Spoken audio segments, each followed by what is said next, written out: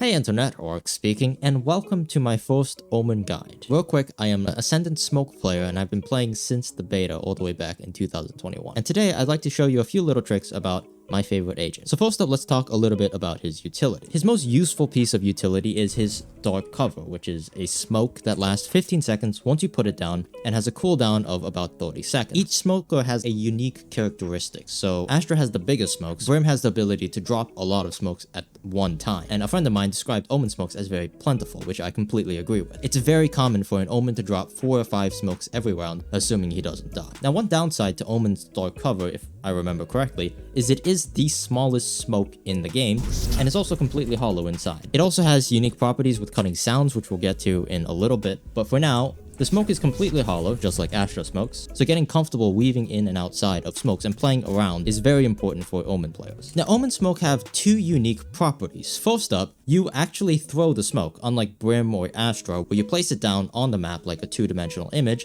Omen smokes are 3-dimensional. So for instance, you could send it in the sky, or you could send it down in the ground. And you're going to notice that Omen smokes has another unique property, which is that it is sometimes affected by gravity. So for example, if I put the smoke here, it is not going to be affected by gravity, it's going to stay exactly where it is.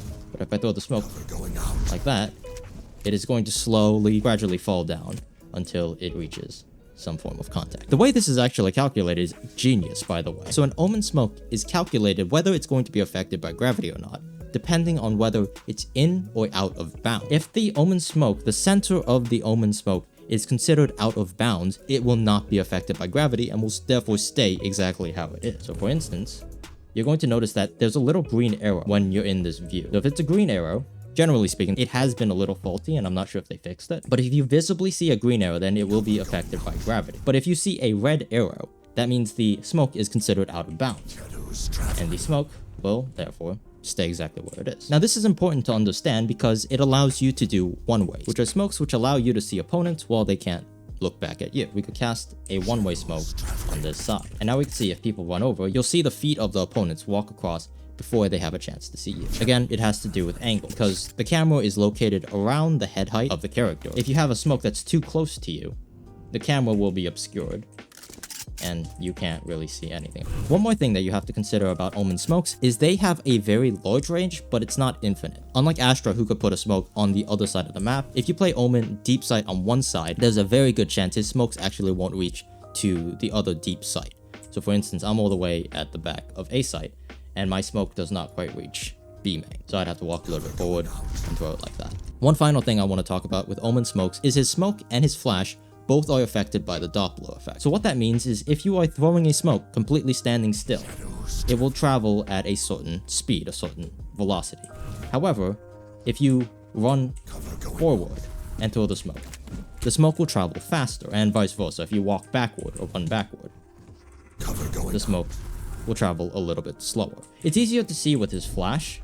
So for instance, if I walk backward, you can see the flash travels much faster or much slower. And speaking of, the flash, also known as Paranoia. This might be an unpopular opinion, but having played Omen for so long, his flash is definitely one of the weirder parts of his kit. It is very strong for certain applications, but it is not good in the sense of a traditional flash. Omen's flash is not, in the truest sense, a proper flash. It is actually known as a nearsight. When you get hit by it, you become nearsighted and only can see about 5 to 10 meters in front of you. And because it doesn't travel instantly, you generally want to use this flash to specifically target people who you know the location of. So for example, a great use case of Omen's Paranoia is for flashing the bomb. So oftentimes I would be playing post plant, a lobby, and I would just wait until I hear the bomb getting tapped. And of course you gotta be smart about it. Some people tap, some people stick, and Omen's blind, especially from this distance, does not travel that fast. When you flash, you want to run into it and a peek. And of course, most good players, they'll see that coming, so they'll try to move out of the way. So you want to have your crosshair placement a little bit to the side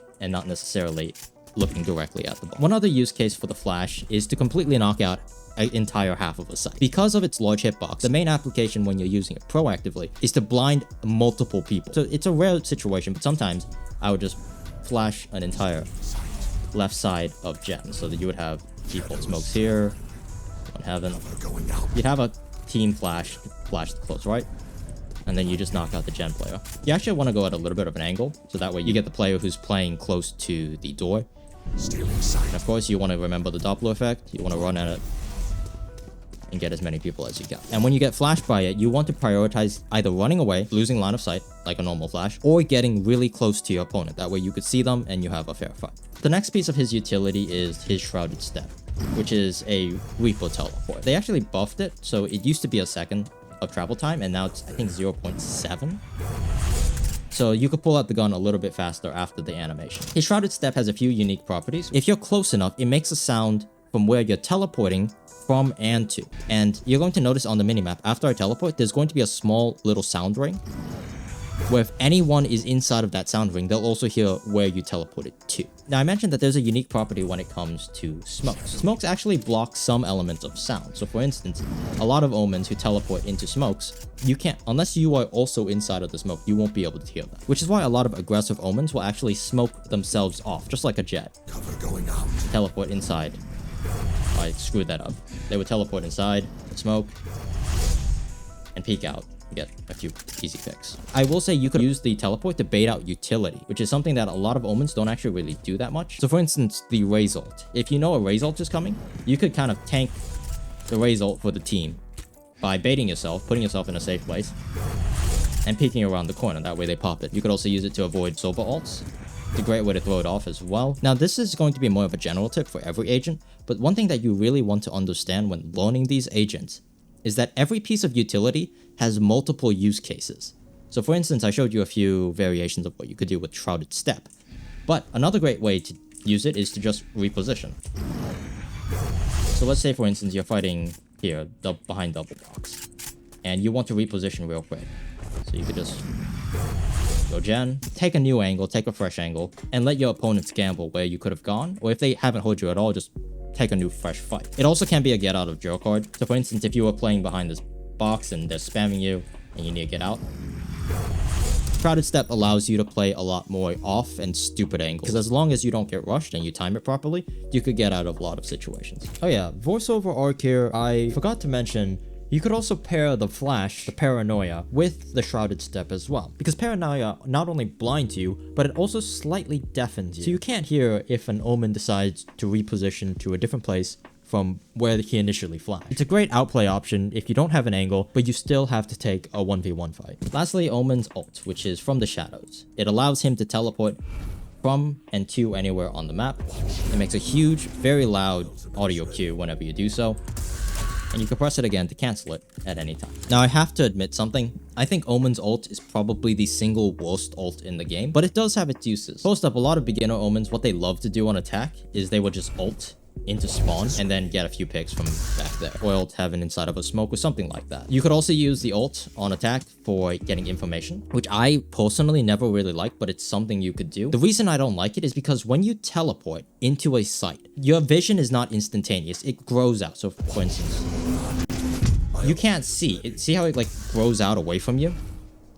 Oftentimes, most people will shoot you before you actually have the chance to get any useful information. But again, the reason people consider it worth it is because most people don't consider his ult that good or that useful. And of course, you could also reposition when going from one site to another. So if your team is playing B or everyone's on B and you're all the way on A, you could just go, I'm coming, speed up the rotate just by using the teleport. Now, another useful use case of the ult, which I find myself doing a lot more, is grabbing stuff. So for instance, a lot of people know that you could grab the bomb using your ult by teleporting, you know, grabbing the bomb, cancel, and now you have the bomb. But you could also do this with weapons if you know where they are. So for instance, if you just killed someone, you gotta remember that the gun bounces a little bit backward. You could grab guns and effectively have a weapon, just like a jet knife would on an eco round, which is, in my opinion, a lot more useful than just ulting onto a site. Oh, there's also one more weird niche use case scenario for Omen's ult, which is specifically avoiding ults. You primarily use it against KJ ults, but for instance, if KJ has a ultimate here, you know, a lockdown, what you could do is when the timer's ticking down, you could just ult somewhere random. If you time it properly, and then as soon as the ult goes off, you just come back and you're not detained. And not only do you not get stunned by that, so you could do with a breach ult or fade ult or whatever, you don't get stunned, and it also blocks off the minimap. So when you ult, notice how the minimap goes black. So it's a great way to deny information as well. So oftentimes, even at a high elo, you tend to get away with a lot of murder and a lot of carnage. But like I said, Omen's ult is not that good. Oftentimes you will be using it to grab bomb, to rotate, or if your team killed someone on an eco and it's too far away to get, you could go grab that gun. You have to be very deliberate with Omen's ulti. And that should be everything I could think of as of right now. There's obviously a lot more to Omen's kit that is map specific or character v character, but I feel like these are the basics to know and understand, so that way you could strategize and implement your own ideas into the game. So hopefully you learned something new about playing Omen, and if you did, be sure to like and subscribe. I also stream on Twitch. If you feel like supporting me over there, I'll leave a link in the video description. And once again, thank you for watching this video. I'll see you guys all next time.